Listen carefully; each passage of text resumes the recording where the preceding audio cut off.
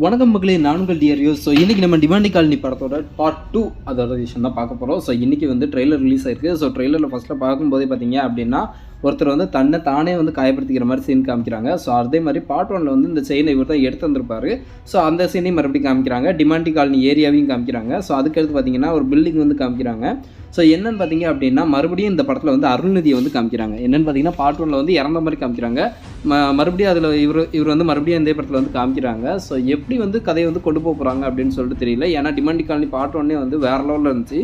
So part 2 அப்படின்னு எடுக்கும்போது அதை வந்து அதோட கொஞ்சம் வந்து பெட்டராகவே எடுக்கணும்.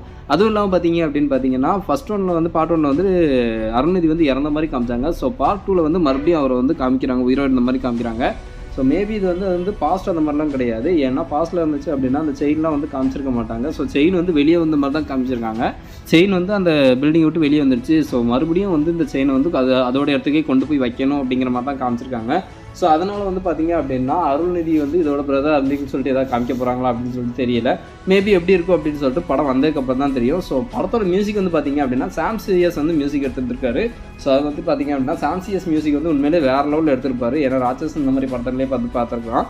அதே மாதிரி பார்த்தீங்க அப்படின்னா பார்ட் 1ல் வந்து இவரை தான் பேயாக காமிச்சிருப்பாங்க. ஸோ இவருக்கு இந்த படத்தில் வந்து தனியாக ஒரு ஃப்ளாஷ்பேக் மாதிரி வச்சிருப்பாங்க அப்படின்னு சொல்லிட்டு நினைக்கிறேன். ஸோ இந்த படத்துலேயும் வந்து பார்த்தீங்க அப்படின்னா அருள்நிதி வந்து கிளைமேக்ஸில் வந்து மேலேருந்து கீழே வந்து உள்ற மாதிரி தான் காமிச்சிருக்காங்க. ஸோ அதை வந்து கீழே இருந்து வந்து ஒரு ஃபேஸ் வந்து வாயை திறந்து முழுங்குற மாதிரி தான் இந்த சீன் முடிச்சிருக்காங்க. அதுவும் இல்லாமல் பார்த்தீங்க அப்படின்னா உண்மையிலே சொல்லப்போனால் அந்த படத்தில் வந்து கிராஃபிக்ஸ் எல்லாமே உண்மையிலே ட்ரெய்லர் பார்க்கும்போது உண்மையிலே சூப்பராக இருக்குது. பட் எந்த அளவுக்கு வந்து படத்தில் வந்து நமக்கு வந்து கொடுக்க போகிறாங்க அப்படின்னு சொல்லிட்டு தெரியல.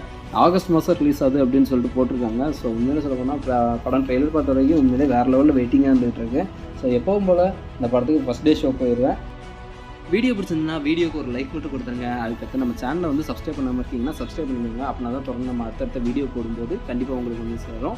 ஸோ உங்களுக்கு ஏதாவது கருத்து இருந்துச்சு அப்படின்னா கமெண்ட் செக்ஷனில் தெரிவிச்சுக்கோங்க. தேங்க்யூ. மீண்டும் அடுத்த வீடியோவில் வந்து பார்க்க நான் உங்கள் டிஆர்யூஸ். தேங்க்யூ. பை. See you.